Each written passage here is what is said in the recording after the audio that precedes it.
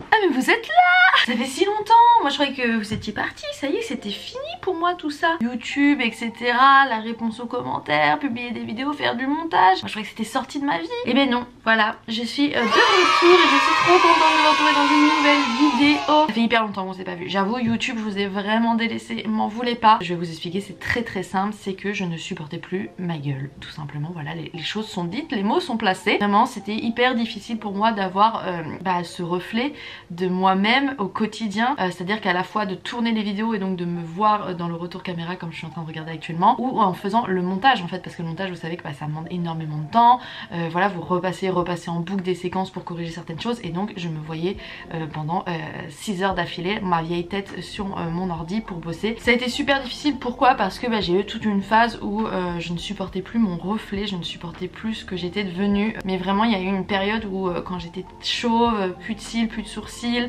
mon visage, mon teint était devenu hyper particulier. Bon, il n'est pas encore revenu au top, mais j'avais des zones de rougeur, il y avait des zones où j'étais jaune, mes cernes étaient extrêmement marquées. J'ai pas accepté ça en fait, j'arrivais pas à accepter mon image, c'était devenu trop difficile pour moi. Mais je compte revenir, c'est pour ça qu'on est là, regardez. Hey, toujours avec les super sweats. Je suis tout le temps, ma vie tout le temps dans mes sweats, hein. Je suis très contente, c'est un kiff vraiment de vous dire. Voilà, aujourd'hui je vais mettre mes fringues, celles que moi j'ai créées. C'est vraiment un truc un peu plaisant, on va pas se mentir.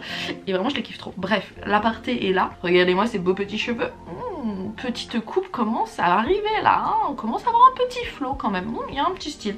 Alors sur le devant vous le voyez pas parce que il reste relativement raide et bon, très sombre. Mais alors à l'arrière je sais pas si vous allez vous en rendre compte, mais je suis bouclée.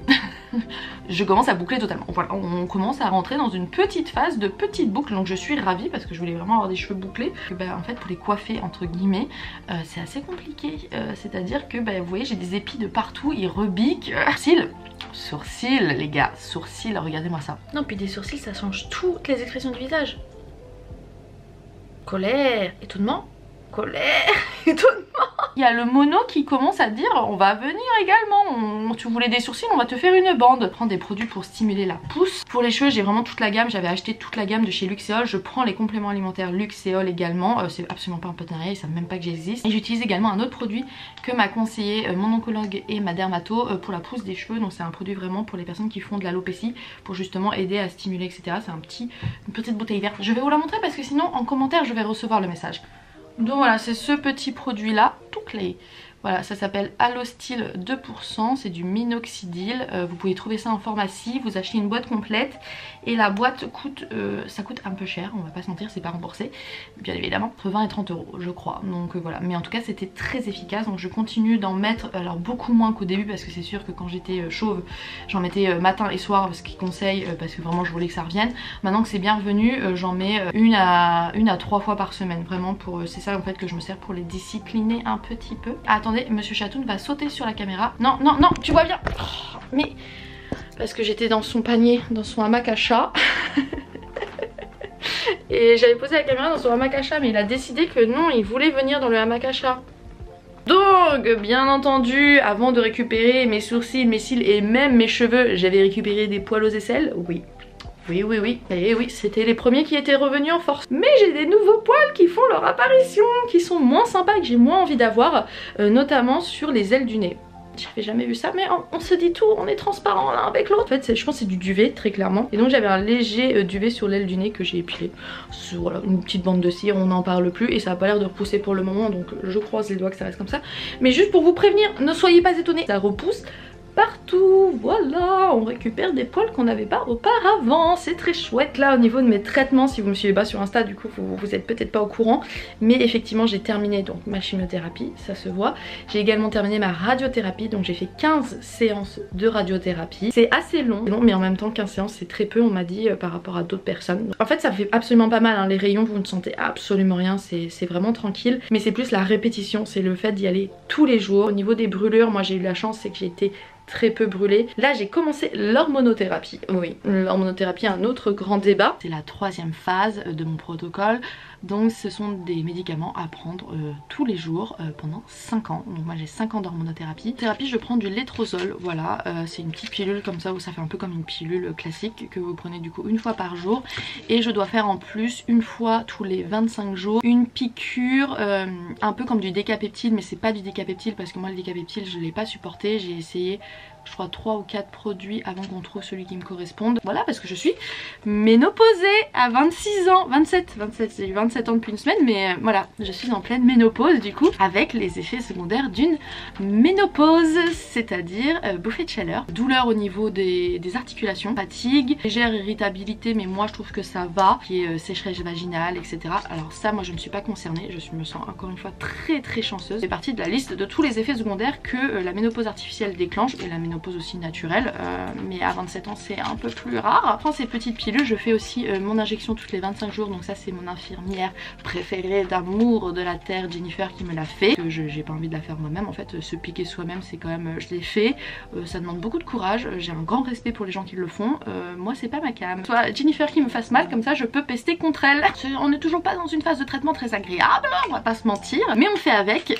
Donc voilà, donc là 5 ans d'hormonothérapie, donc c'est parti. Et là je suis aussi dans la discussion pour savoir par rapport à ma reconstruction. Oui, donc comme vous le savez, ça je vous en avais déjà parlé, mais j'ai été reconstruite directement après mon ablation, donc ce qui fait que j'ai une prothèse, sauf que ma prothèse avec la radiothérapie a pris tarif, qu'elle s'est totalement rabougrie, elle est devenue hyper dure, elle me fait très mal, elle tape dans mes côtes, et du coup maintenant il y a de l'espace en fait entre la prothèse et ma peau, ce qui fait comme des sortes de cloques que je m'amuse quand je m'ennuie, je vous l'avoue, on se dit tout, voilà, je m'amuse à faire cet effet là au niveau de ma prothèse, ça me fait marrer. Elle est vraiment pas au top, donc voilà, la changer.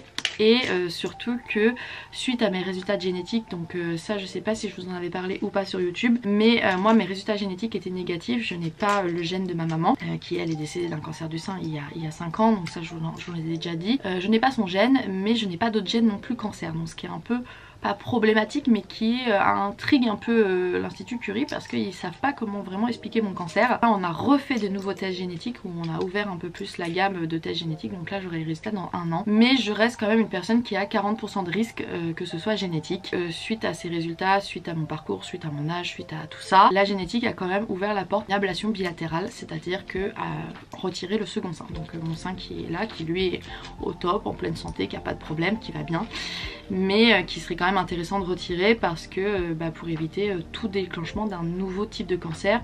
Et moi celui qui m'embêterait le plus c'est celui de ma maman, qui est quand même extrêmement mortel, c'était le cas de le dire, et que j'aimerais éviter d'avoir, bien évidemment. J'ai pesé le pour et le contre, c'est des décisions qui sont vraiment pas faciles à prendre, pas par la maladie que vous retirez votre second sein, c'est par précaution. Une mastectomie c'est un acte chirurgical qui est quand même très conséquent, quelque chose que je vais faire, donc j'ai rendez-vous avec mon chirurgien prochainement pour justement discuter de ce qu'il me propose, de ce qu'on peut envisager ou pas en fonction de ma morphologie, etc. Enfin, voilà, il y a différents types de reconstructions qui sont possibles, par prothèse, par DIEP, etc. Faire changer ma prothèse, donc rouvrir à droite pour changer la prothèse, et du coup faire supprimer le sein de gauche. Le chemin est encore long, au niveau du cancer on n'a pas fini.